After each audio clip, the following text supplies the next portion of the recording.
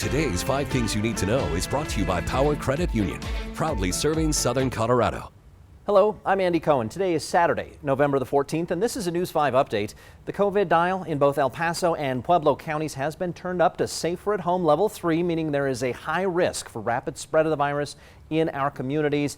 This designation comes with greater restrictions. Offices, stores, and restaurants must operate at 25% capacity.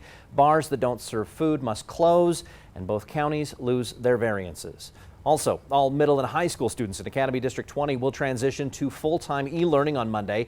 This change going to remain in place through at least the end of the semester. The district has not yet made a decision about elementary schools. A decision is expected by Monday afternoon.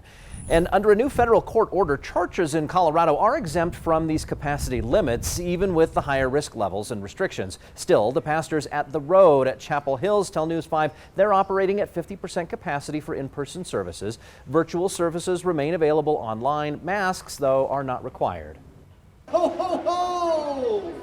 And here's how the Bass Pro Shop in Colorado Springs setting up their visits with Santa this year. He stays behind a protective glass shield. There is a bench for kids to take pictures with. They can also step to the side to tell Santa what they want for Christmas. Alan?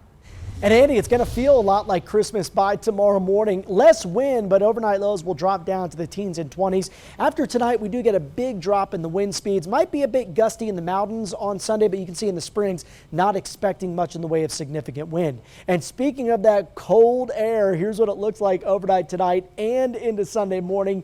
You can see 20s in the Springs and Canyon City. Will be down to the teens, Woodland Park to Pueblo, West Cliff as well. Highs tomorrow do warm nicely as we start to see the influence of high pressure building back into the Four Corners. Temperatures up about 5 to 10 degrees from what we saw today.